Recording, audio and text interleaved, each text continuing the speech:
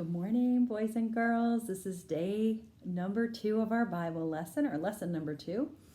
I hope that you're having a great week and finding some extra time to do some fun things.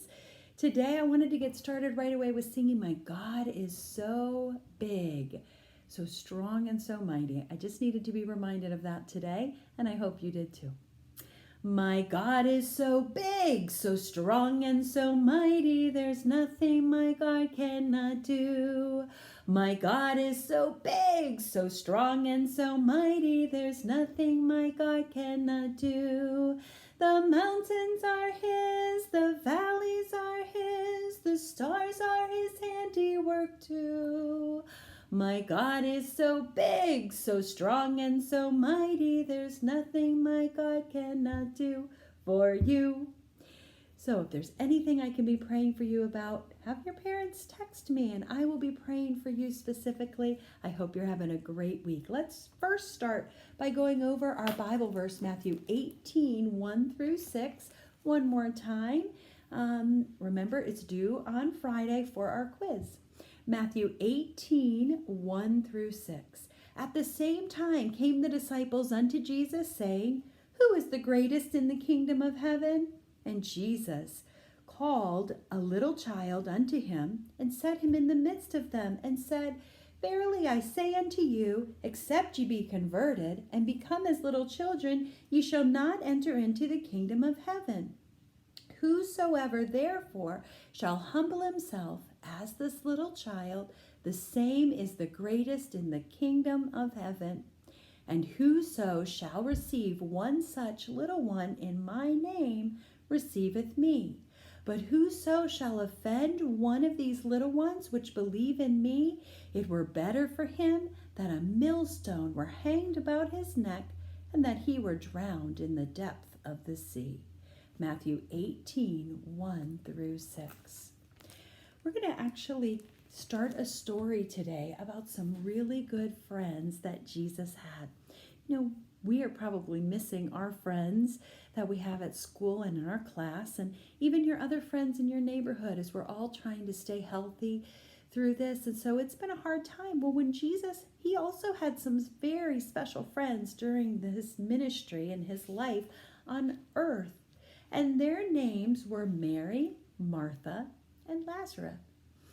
And they had, Lazarus actually was one of his good friends. And they would go whenever they were in town or in the area, they would go and they would spend some time together. Their home was always open to Jesus because they loved Jesus so much.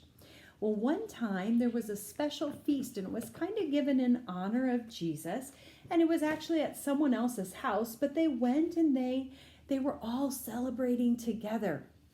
And the disciples were there, and Mary and Martha and Lazarus were there, and the men were mostly talking and listening to the words that Jesus was saying, and they were talking about things that were dear to their heart, just like you would with your friends. So here you can even see in the background, we have Martha, who is busy serving. She loved to serve. She was busy serving. And then you can also see that this is one of Jesus's disciples, and we're going to show you and tell you his name in just a minute. But you can see the other sister, Mary. And Mary was sitting at the feet of Jesus, just listening to everything that he had to say. And Mary, actually, she became so overwhelmed with gratitude and love for her Savior that she decided she wanted to give him something that she loved and something that she held very dear. So the only thing she could think of was some perfume she had had. And we don't know exactly how much it cost, but in those days it could have been very costly.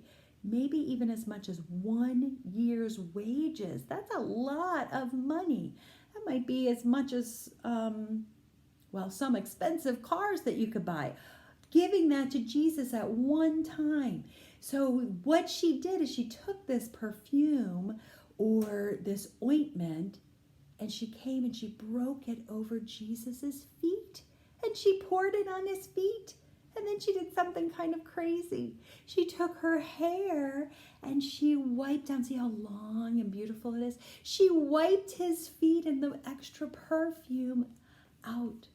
And as the smell of the perfume entered this room, some of the disciples said, whoa, whoa, whoa, whoa, whoa, why? Why, Mary, would you have done that? Mary, why did you do that? We could have sold, if you were just going to give this to Jesus anyway, we could have just sold that perfume and given it to the poor. Why were you doing that? And Mary didn't even have a chance to say, because Jesus said, don't get upset with Mary. She wanted to give this for me. I am not going to be here that much longer. So Mary has given me a priceless gift, and we're not going to be upset, or we're not going to get after her for giving me something like that. I hope that you decide that you want to give the Lord something that you have of great value. Now, it might not be a toy that you have or something, but it might be a talent. Maybe you're very good at singing, or you're very good at cleaning.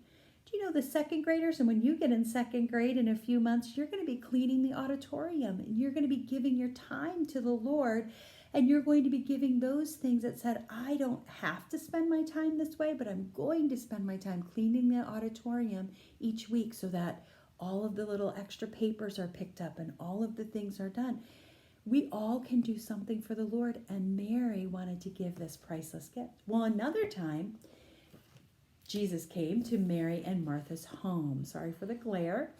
And he came, and oh my goodness, Martha was so busy. Again, you can see that she is serving. She is here preparing meals and getting food. And I would want to do the same, make sure my home is done, and then I had a nice meal for my friend Jesus.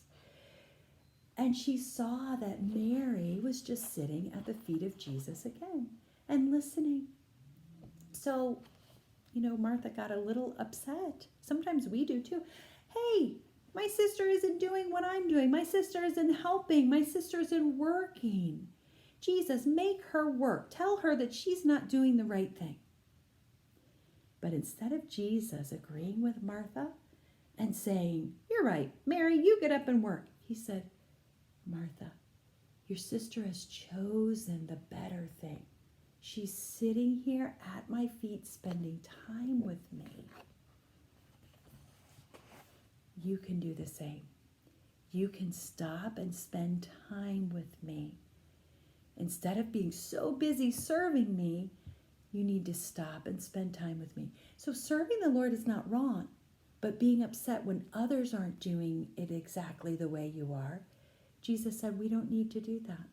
We can serve the Lord in different fashions. We can minister, and when it's time to spend time with the Lord alone, we need to do that.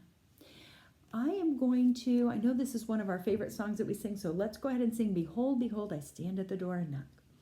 Behold, behold, I stand at the door and knock, knock, knock. Behold, behold, I stand at the door and knock, knock, knock. If anyone hears my voice, if anyone hears my voice and will open the door, I will come in. I'm so glad that Jesus wants to be our friend, and Mary and Martha can have his friendship just like we can. We can have his friendship. We can spend time with the Lord by reading his word, by memorizing his word like you're doing for this Friday. I hope that you're having a great day of Bible class, and I will see you on Friday for another lesson. Bye-bye.